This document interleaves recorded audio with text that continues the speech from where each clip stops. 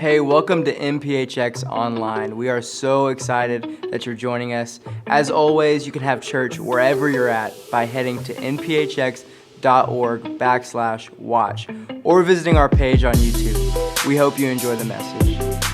We're going to continue on in the book of Esther, and last week, Pastor did such an incredible job opening up, and it was just such an encouraging message, because if you look at chapter 1, it's full of some pretty dark, nasty stuff. And just to recap just a little bit, where it all began was, you start in chapter 1, and you've got this young king named Xerxes, who he's Esther. The book of Esther is this narrative story, so it's telling the story of Esther and what's happening, and it sets it up by this young king Xerxes, who is out and he's having this party. And he's throwing this absolute rager, and he, makes these decrees that everybody should get drunk, they should lose their senses, and while doing that, he just makes some really dark, evil, poor decisions. And he makes the decision in his drunkenness that, he's going to call for his queen, and he's going to call her out in front of the people, and wants to showcase her and have her dance around, and just some really nasty stuff.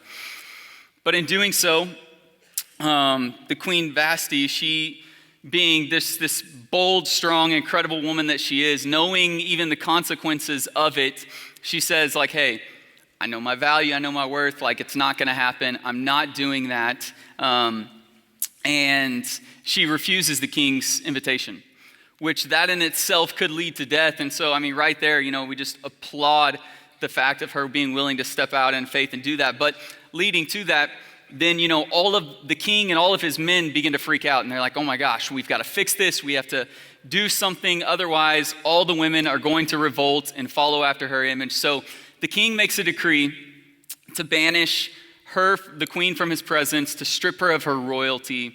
And that's where we're left off with the end of chapter 1, which takes us into chapter 2. In chapter 2 today, we're going to pick up right there in verse 1, when it says, later when King Xerxes' fury had subsided, he remembered Vashti and what she had done and what he had decreed about her. Then the king's personal attendants proposed, let a search be made for beautiful young virgins for the king. Like the king appointed commissioners in every province of his realm to bring all these beautiful young women into the harem in the citadel of Susa. Let them be placed under the care of Haggai, the king's eunuch, who is in charge of the women, and let beauty treatments be given to them. Then let the young woman who pleases the king be queen instead of Vashti. And so his council, the men around him, they're giving him this, hey, here's this idea, here we have, and it says at the end of verse 4 that this advice appealed to the king and he followed it. Now, if you jump down a little bit deeper in the text, in verse 16, it actually tells us that there's this 4-year time period that takes place between chapter 1 and chapter 2. That there's 4 years of this, that chapter 1, you have all of this darkness and this wickedness, and you're wanting this justice to come, but yet there's a 4-year time period that takes place before chapter 2 ever comes. And during that time, the king had gone out and he had tried to invade Greece, and he failed epically, and he was very unsuccessful. And so he's coming back in, and I don't know how many of you out there played sports, but if you've ever gone and you're like, hey, we're going to go out, you walk onto the field with all this confidence, and then you take a huge L and you're just defeated and embarrassed, and you walk off, and that's where the king was at. He'd gone out to war, he thought he was going to conquer Greece, he comes back, he's defeated, he's depressed, he remembers the decree he made about his queen, and I don't know what it was in the moment, I don't know if he was missing it, regretting her, or what it was, but in the moment it's okay, all of the council around him is we've got to change things. We've got to do something different. We've got to get the king out of this funk. So he makes this decree to gather up all these women. And it says that historians say that this was about around 400 women that would be a part of this process. That so 400 women from all over would come in and be in this process to have the chance to be chosen as the new queen, which introduces us to Esther. And now, verse 5 is where we'll pick up and introduce Esther. And listen, as we dive into this, there are a lot of crazy names in the Bible, okay? So listen, I don't need any judgment out there if I say it wrong or this, that, or the other. You go read through some of the Old Testament, okay? And if you kill it, props to you, okay? But it's not me. So I'm going to take a drink of water and try and get this to the best of my ability. But verse 5, it says, "Now there was in the citadel of Susa a Jew of the tribe of Benjamin, named Mordecai, son of Jair, the son of Shimei, the son of Kish, who had been carried into exile from Jerusalem by Nebuchadnezzar, king of Babylon.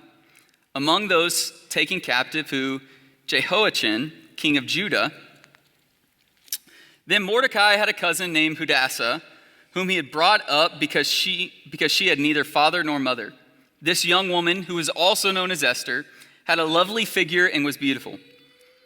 Mordecai had taken her as his own daughter when her father and mother had died. And then when the king orders this edict has been proclaimed, many young women were brought to the citadel of Susa and put under the care of Haggai. Esther also was taken to the king's palace and entrusted to Haggai, who had charge of the harem.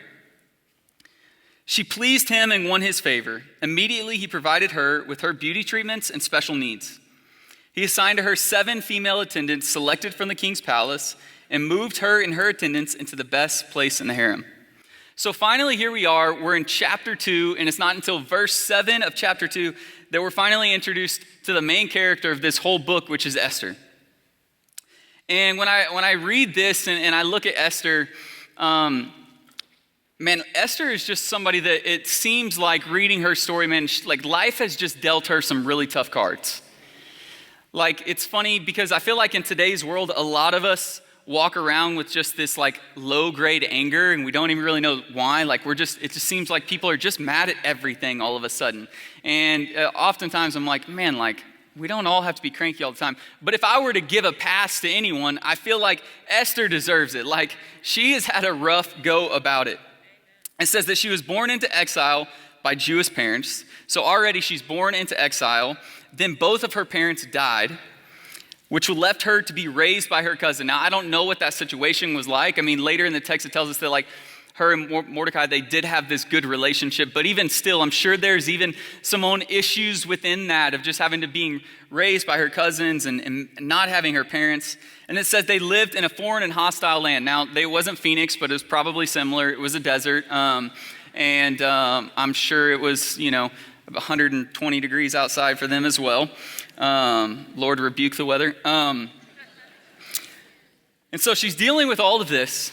And then it says, and now she's taken by compulsion into the king's harem. And we don't really know exactly, like it doesn't really tell us if all 400 of these women were, compulsed into doing this, if some of them chose to go into this process to try to get a better life, a better situation. But we know that all of this wasn't, the whole process, it wasn't just this great and beautiful thing. Verse 12 tells us, though, it says, before a young woman's turn came to go into King Xerxes, she had to complete 12 months of beauty treatment that was prescribed for the women, 6 months with oil of myrrh, and 6 with perfumes and cosmetics. A scholar says that there's 2 reasons why there's this kind of 12-month process. One, the first is to make sure that none of them were pregnant, that they didn't know about, and then the king is left with a child that they're claiming is his. So it's to make sure that there's absolutely no kids that aren't the king's. And the second is they lived in a desert land, and they said that people were hot and sweaty and that they smelled really bad during this time, right? They didn't have deodorant. I just served at VBS last week, and let me tell you, it was hot last week, and those 4th and 5th grade boys stank, okay? By the end of the day, it was like, all right, I get it. And now, they're still like, hopefully their parents are making them shower. They didn't show up that way, but goodness, I couldn't imagine this time. And so there's this process they have to go through. And it's this 12-month process. And hear me out, like part of it, you could read it and you'd be like, hey, listen, Granger, now that doesn't sound too bad. Like you're telling me a year-long spa treatment? Like, listen, I'll tell you guys right now, men, if you've never had a spa day, you need to humble yourselves right now, okay? You need to take your pride of I'm a man's man and set it on the table and go get you a spa day, because I promise you'll walk out feeling so much better, all right? Like you go in, if you've never had a spa, like it smells good in there. Like the smells alone just make you feel fresh and clean. They put a little steam on you. It's just, go have a spa day. So you read this and you're like, a year-long spa treatment? Like I could be for that. But it's also not always exactly what it seems.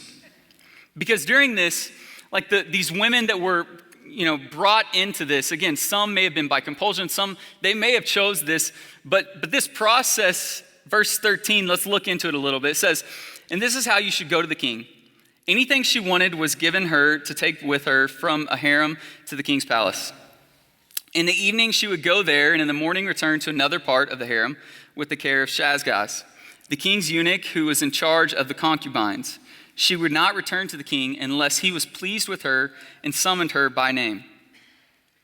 So what this is saying is it's describing this process. These women will go in, and being a part of this, man, they're brought into this harem, and doing so, man, they are stripped from their families.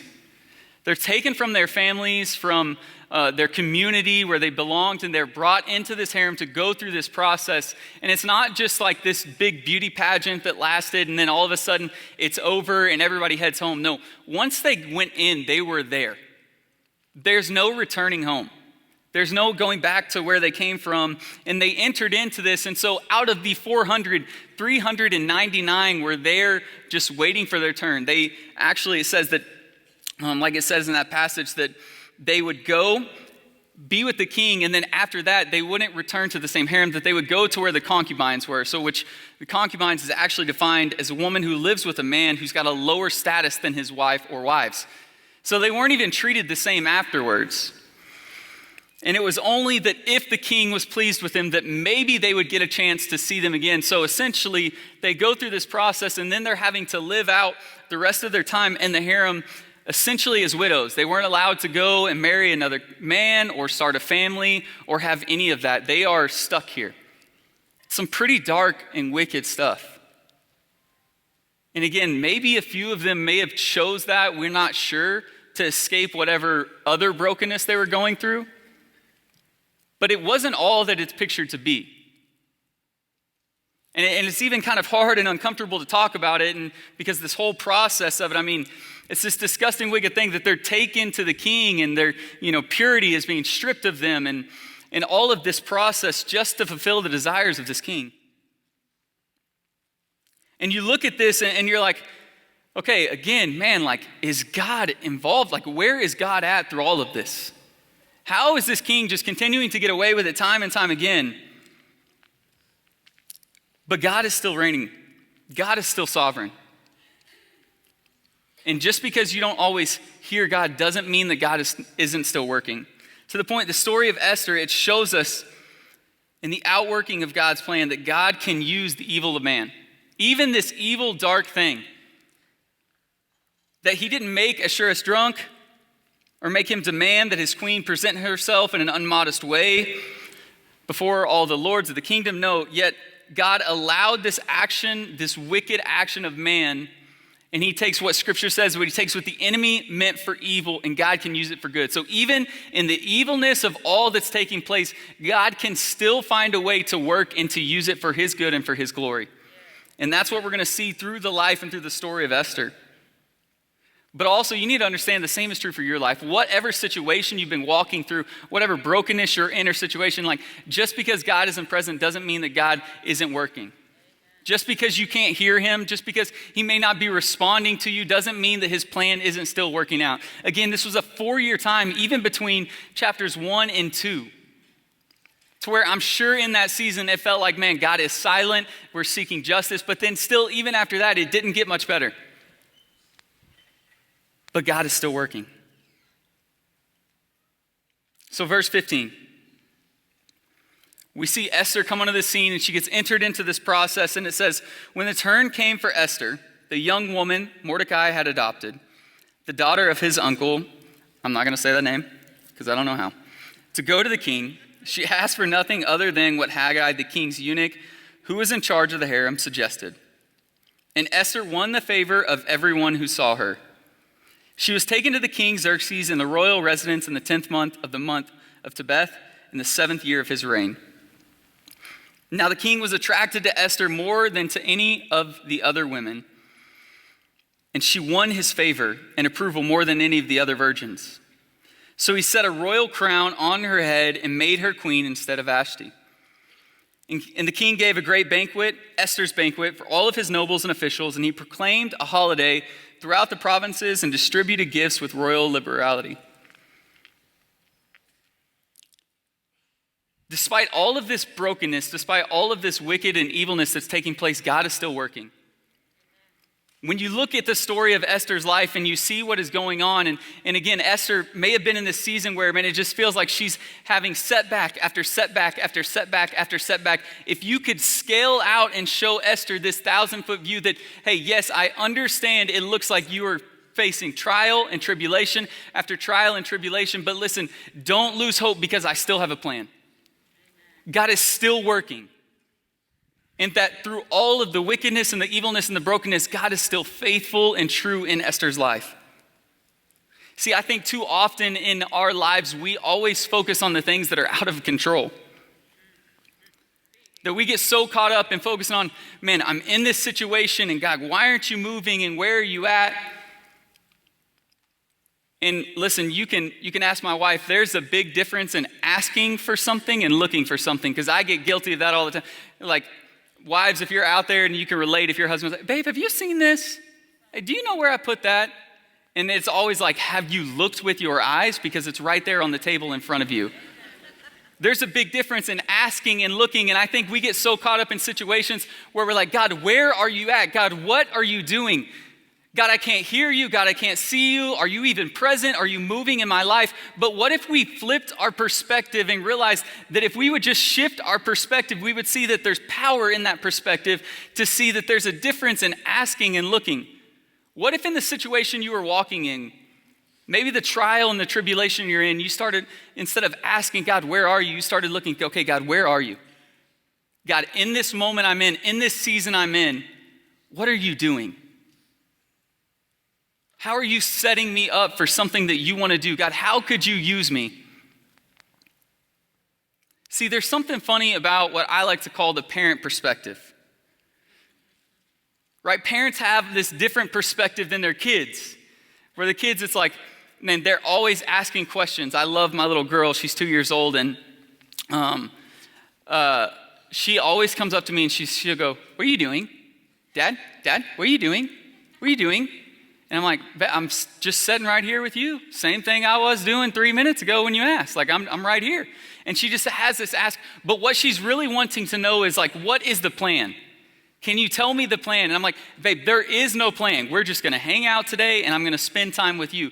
But it's so easy for us to get caught up in that childlike perspective where we're always trying to figure it out. And sometimes I think God is just sitting there, hey, listen, I have the plans taken care of if you would just trust me and allow me to walk with you.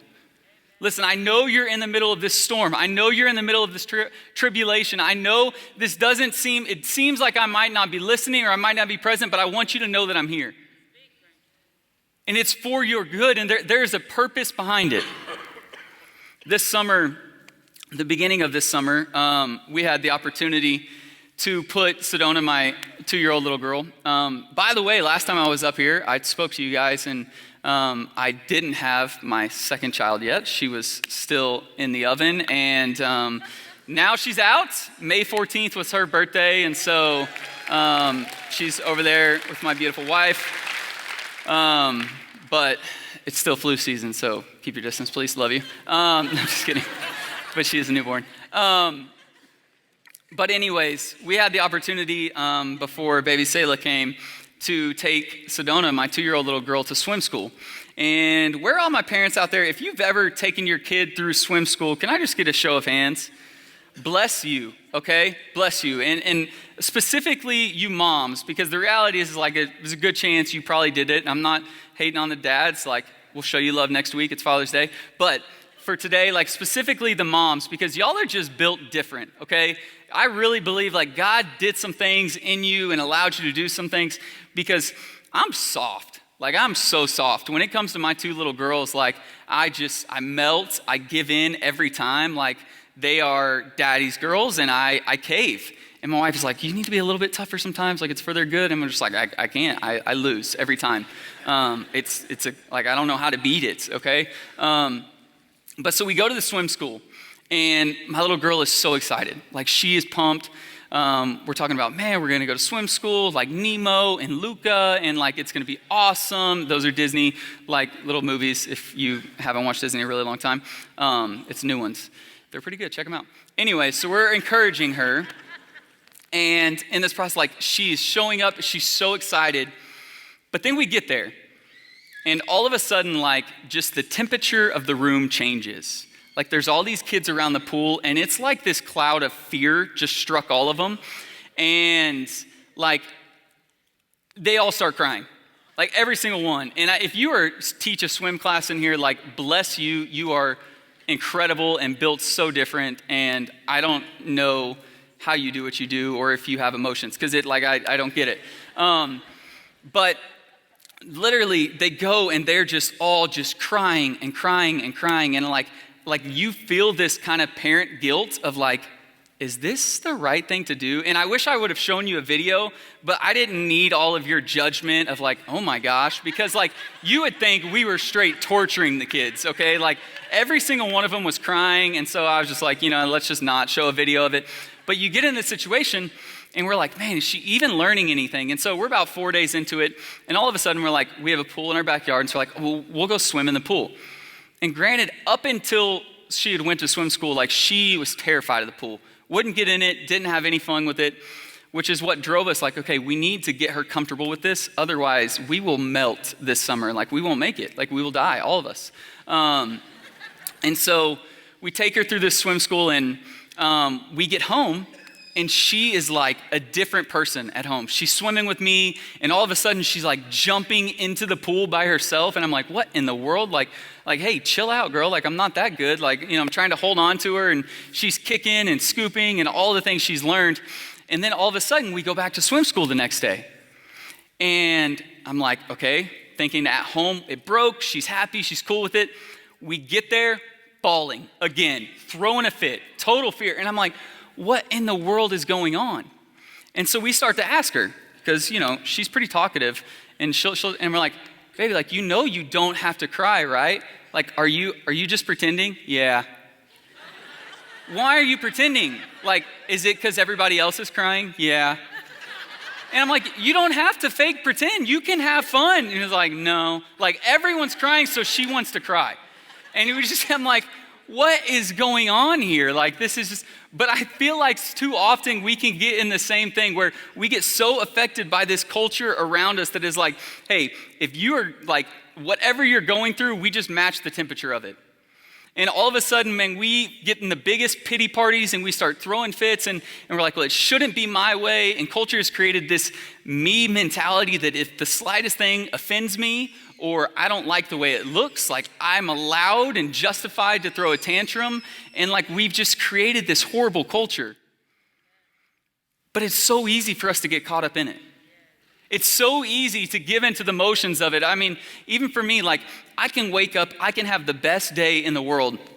A great morning, hanging out with my little girls, get up, we go to the donut shop, we get our sprinkled donuts, we're having a great day. And then I like go to the grocery store. And all of it, yes, get to the grocery store, and all of a sudden, like, I leave the grocery store, and I don't know what happened in that moment or who I ran into or what, but I come home, and I'm just angry. I'm cranky. Like, I'm just in a bad mood, and it's like, what happened to you? And it's like, well, this person cut me off here, and then this person took forever in line, and da-da-da-da. And it's all of a sudden, like, what I went from having this great attitude to the littlest thing, like, set me off, and I just bought into the culture of whatever was happening at the grocery store. And I just feed into that desire. But what would it look like if instead of that, we set ourselves apart, if we looked like something different? Because Esther's in this situation where, she had to earn, it says that she had favor, that she won favor with everyone she saw. Some of us say it was her beauty, some of us say it was her personality.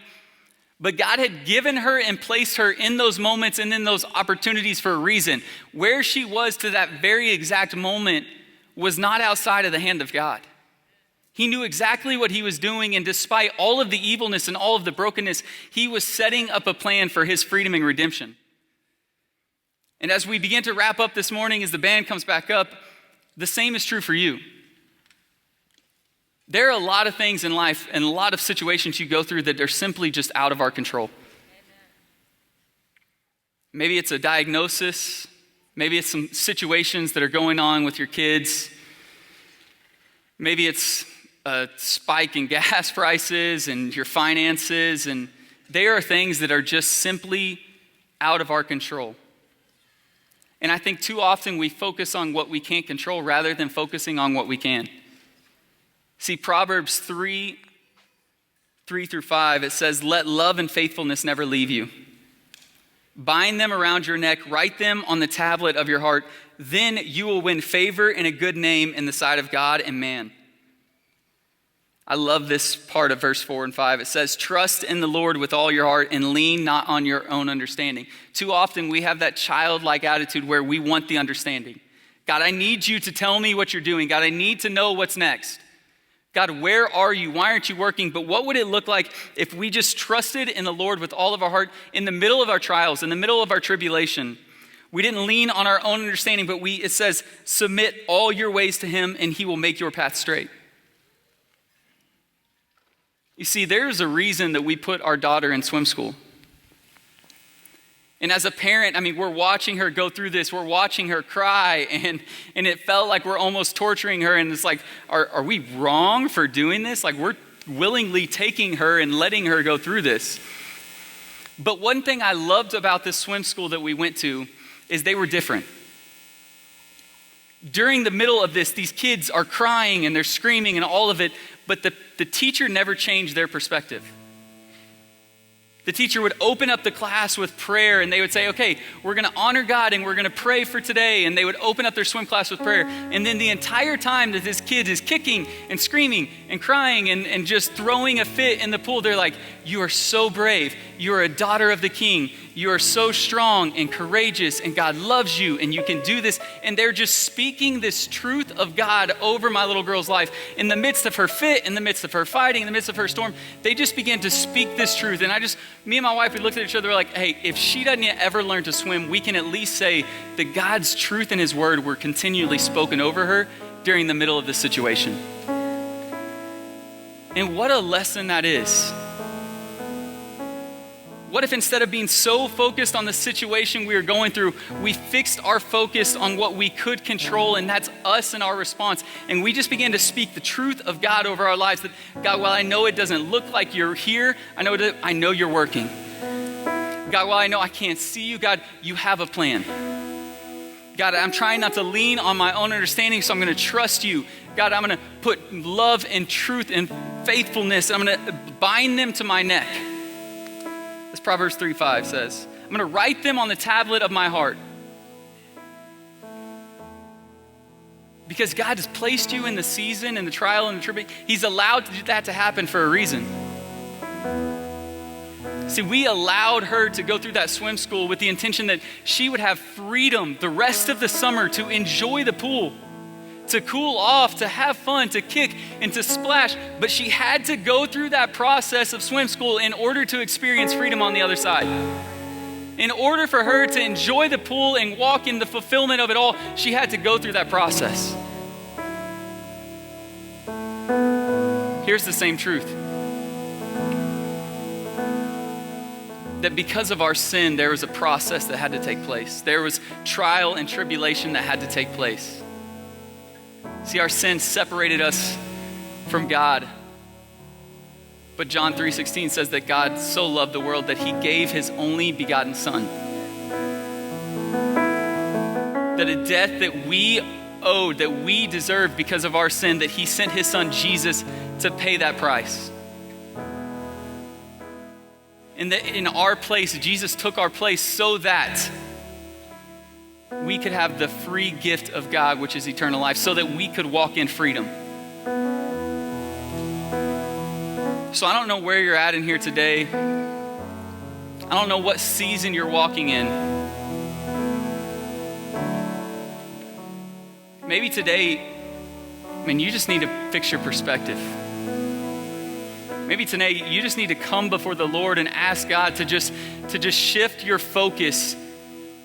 That you would just bind his love and his truth upon your heart, and that you would stop seeing everything as a setback and try and figure out, okay, God, what are you setting me up for? What doctor are you wanting me to run into today that I can share the love of God with? What coworker have you placed me next to that I can be an example of what it looks like to be different and set apart? God, where are you calling me? Where have you placed me in this season? Maybe it is in trials and tribulation, but God, what are you trying to do in me right now? And maybe instead of asking God, where are you, we start looking for him with intentionality. God, how do you want to use me right now? Because the same way God does in Esther's life, he is setting her up so that her and her people can walk in freedom.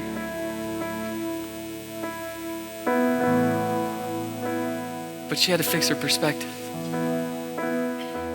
I don't know where you're at today. Maybe you're in the middle of this storm and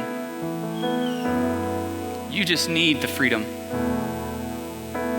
Listen, the reason God sent his son Jesus is so that you could have a relationship with him. His desire was never that you walk through that storm on your own. His desire was that he would have a plan for your life, that you would come to know him, that you would put your faith and your trust in him so that he could save you, that you could spend eternity in heaven with him. And so maybe in here today, for the very first time, you just need to surrender it all. You just need to submit everything over to him, to just surrender your life to him. And so with every head bowed and every eye closed as we wrap up today, and I just want to give each of you a moment to respond. We're going to have some pastors up here and some of our staff up here to just pray with you. Maybe you're in here and maybe you've just been crying because everybody else around you is crying.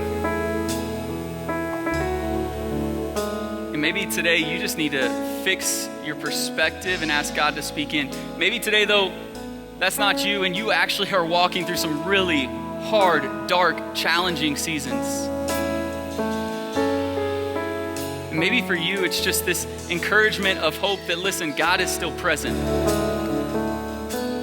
That even when you can't see him, he's still working. That even despite the evilness and the brokenness of this world, God is still present, that he still has a plan.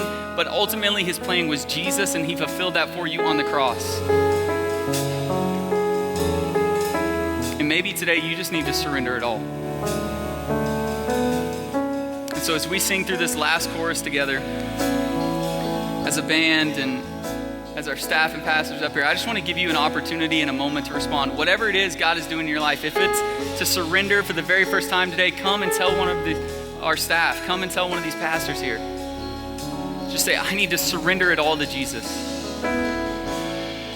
If it's you're just in the middle of some challenging storms and you just need the presence of God to overwhelm you. You just need to give him power in your perspective to see how he can use you in that season and encourage you. Just come to the Lord.